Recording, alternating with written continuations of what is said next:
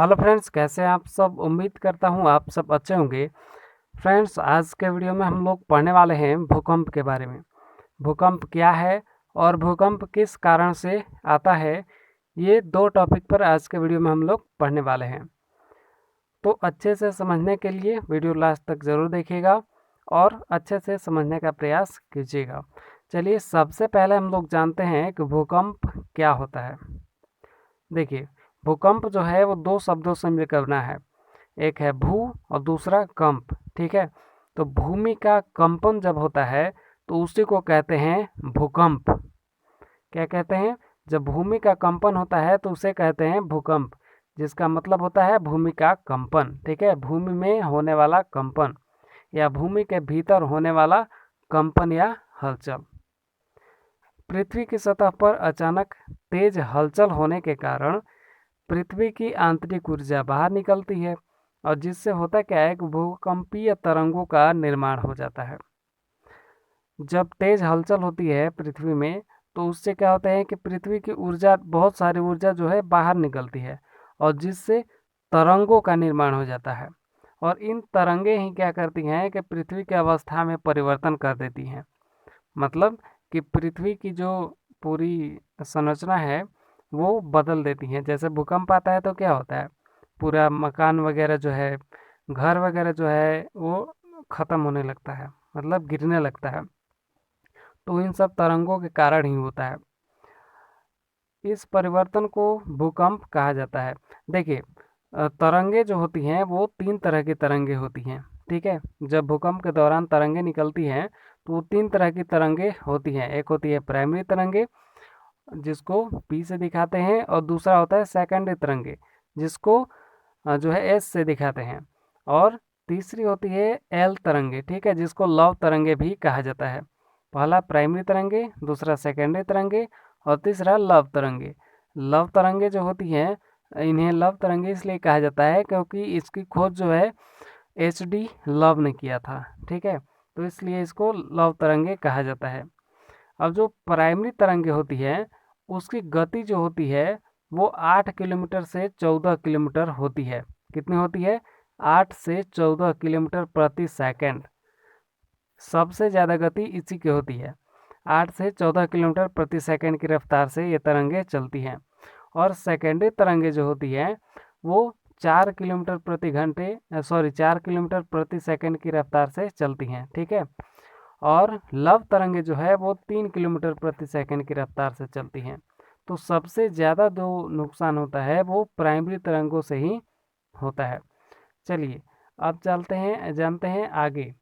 ठीक है,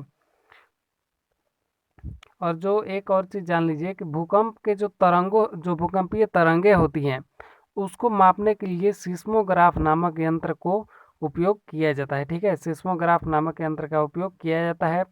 और भूकंप की तीव्रता कितनी है उसको मापने के लिए रिक्टर पैमाना का यूज किया जाता है। ठीक है, दो यंत्रों का यूज किया जाता है, दो मशीनें उपयोग की जाती हैं। पहला है सिस्मोग्राफ। सिस्मोग्राफ से क्या करते हैं, भूकंपीय तरंगों को मापते हैं। ठीक है, भूकंपीय तरंगों की गति कितनी है और भूकंपीय तरंगे कौन कौन सी हैं। ठीक है, उसको मापने के लिए सिस्मोग्राफ का उपयोग किया जाता है। और रिक्टर पैमाना है दूसरा। रिक्टर पैमाना का उपयोग किया जाता है भूकंपीय जो है भूकंप की तीव्रता को मापने के लिए। भूकंप कितना तेज आया उसको मापने के लिए रिक्टर का यूज किया जाता है। अब चलिए हम लोग जानते हैं भूकंप के प्रमुख कारण। भूकंप के क्या क्या कारण होते हैं इसके बारे में चलिए हम लोग जानते हैं। ठीक है, प्रमुख कारण के बारे में हम लोग जानेंगे। सबसे पहले है ज्वालामुखी का विस्फोट। जब ज्वालामुखी विस्फोट होता है तो उससे किस तरह से भूकंप आता है इसको चलिए जानते हैं। ज्वालामुखी विस्फोट किसी क्षेत्र में भूकंप होने का एक प्रमुख कारण हो सकता है, क्योंकि जब किसी क्षेत्र में ज्वालामुखी विस्फोट होता है तो उसका प्रभाव उस क्षेत्र के निकटवर्ती क्षेत्रों में, ठीक है, जब जहाँ पर ज्वालामुखी है उसके निकटवर्ती क्षेत्रों में इसका प्रभाव देखने को मिलता है और डायरेक्ट जो है इसका प्रभाव पड़ता है, जिससे ज्वालामुखी विस्फोट के कारण निकटवर्ती क्षेत्रों की भूमि पर हलचल या कंपन उत्पन्न होने लगता है। जैसे वो यहाँ पर ज्वालामुखी है, ठीक है, ये ज्वालामुखी ऐसे है अब ज्वालामुखी में हलचल हुआ तो क्या होगा, इसके आसपास वाला जो एरिया है उसमें भी हलचल होगा, क्योंकि ज्वालामुखी बहुत बड़ा होता है। ठीक है, बड़ा होता है तो इसमें हलचल हुआ तो इधर आसपास की भूमि में भी थोड़ा बहुत हलचल हुआ और भूमि का कंपन होने लगा, जिससे भूकंप आ गया।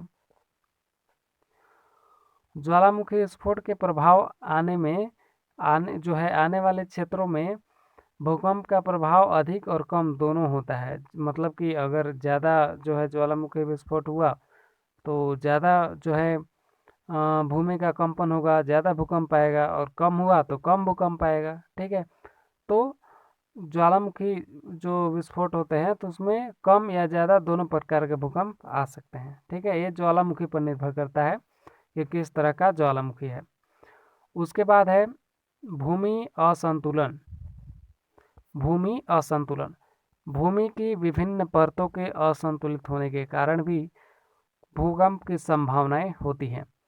भूमि की ऊपरी सतह निचली सतह से हल्की होती है, और यदि किसी क्षेत्र में इन दोनों सतहों में असंतुलन होने लगता है तो उस स्थान में कंपन के कारण भूमि का कटाव आदि होने लगता है, जिसे भूकंप कहा जाता है।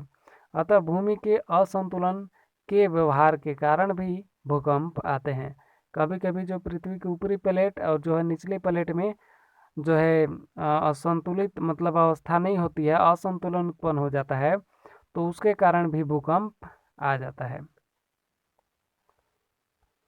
अगला है जलीय भार। देखिए, नदियों पर बांध बनाकर बड़े बड़े जलाशयों का निर्माण किया जाता है, और जलाशयों में जल की मात्रा आवश्यकता से अधिक हो जाने के कारण जल जो है चट्टानों में अपना प्रभाव डालने लगता है, जिससे चट्टानों में दबाव बढ़ जाने के कारण उनकी स्थिति में परिवर्तन होने लगता है, और इन परिवर्तनों से भूमि में हलचल होने लगती है, जिससे तीव्र भूकंप की संभावनाएं रहती हैं। जब ज़्यादा भर जाता है जल, नदियों में जो है बांध बना देते हैं तो ज़्यादा जल भर जाता है, तो जिससे होता यह है कि जो वहाँ की जगह में जो है थोड़ी बहुत असंतुलन हो जाती है। ठीक है, जल ज़्यादा होने के कारण वो चट्टानों पर प्रभाव डालने लगता है, जिसके कारण भूमि में हलचल होने लगता है और इसी से भूकंप आ जाता है। इसके बाद अगला कारण है पृथ्वी का सिकुड़ना। पृथ्वी अपने जन्म के बाद से सिकुड़ रही है, जिसकी वजह से इसके सिकुड़ने पर वह अभी जो है इसकी विभिन्न परतों में भी कई परिवर्तन देखे जा सकते हैं। पृथ्वी की सतह सिकुड़ने पर वह अपनी अवस्था में परिवर्तन होने लगती है, और इससे भूमि के आंतरिक भाग में कंपन होने लगता है, जिससे ऊपरी सतह हिलने लगती है और भूमि कई खंडों में विभाजित होने लगता है। भूमि का कई खंडों में विभाजित होना ही भूकंप कहलाता है। जैसे पृथ्वी जब से बनी है उसके बाद से धीरे धीरे जो है सिकुड़ रही है तो इसके कारण दबाव पड़ता है, और दबाव पड़ता है तो जो है भूमि के टुकड़े कई कई जो है कहीं पर टुकड़े टुकड़े ऐसे हो जाते हैं, तो जिसके कारण हलचल होता है और भूकंप आ जाता है। अगला है कारण प्रत्यास्थ प्रतिक्षेप सिद्धांत, जिसको इलास्टिक रीबाउंड थ्योरी भी कहा जाता है। प्रत्यास्थ प्रतिक्षेप सिद्धांत का प्रतिपादन अमेरिका के एक प्रसिद्ध भूगर्भवेत्ता डॉक्टर एस.एफ. रीडर द्वारा किया गया था। ठीक है, किसके द्वारा किया गया था? एस.एफ. रीडर। ठीक है, सॉरी, डॉक्टर एस.एफ. रीड। और इसी वजह से इस सिद्धांत को डॉक्टर एस.एफ. रीड का सिद्धांत भी कहते हैं। इस सिद्धांत के अनुसार किसी भी क्षेत्र में होने वाला भूकंप यांत्रिक रचना शैलों के लचीलेपन पर निर्भर करता है। जब किसी स्थान के शैलों पर तनाव बढ़ता है तो वे मुड़ जाती है, लेकिन जब तनाव शैलों के लचीलेपन की सीमा से अधिक हो जाता है तो वो जो है शैलें जो हैं टूटने लगती है। शैलें मतलब समझ रहे, चट्टान। तो वो जो है शैलें टूटने लगती हैं और दो अलग अलग खंडों में विभाजित हो जाती हैं। विभाजन के कारण शैलों के जो खंडों के बीच दरार आ जाने से चट्टान विपरीत दिशा में खिसक जाती है, और इस क्रिया से चट्टान का तनाव समाप्त हो जाता है और चट्टान के दोनों खंड अपनी स्थिति में आने का प्रयास करती हैं और इसका ही परिणाम होता है भूकंप। अगला है प्लेट विवर्तनिकी का सिद्धांत, प्लेट टेक्टोनिक थ्योरी। यह किस तरह से जो है बताता है कि भूकंप आता कैसे है। देखिए, प्रशांत महासागरीय क्षेत्रों में आने वाला जो अधिकांश भूकंप होता है उसका कारण होता है प्लेट विवर्तनिकी। क्या होता है? प्लेट विवर्तनिकी। भूकंप मुख्यतः प्लेटों के किनारे पर अधिक आते हैं। लगभग सभी प्लेटों के किनारे कम केंद्र वाले भूकंप पाए जाते हैं तथा महासागरीय खाइयों में मध्यम गहराई वाले भूकंपों को देखा जा सकता है। इन भूकंपों का केंद्र जो होता है लगभग 200 किलोमीटर की गहराई पर होता है। मध्यम गहराई वाले भूकंप तनाव एवं संपीड़न से उत्पन्न होते हैं तथा अधिक गहराई वाले जो भूकंप होते हैं वो केवल संपीड़न से उत्पन्न होते हैं।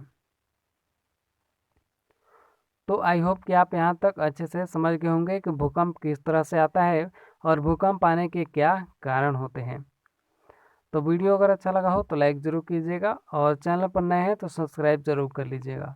मिलते हैं हम अगले वीडियो में नए टॉपिक के साथ। अगर कोई कन्फ्यूज़न है तो आप कमेंट कर सकते हैं।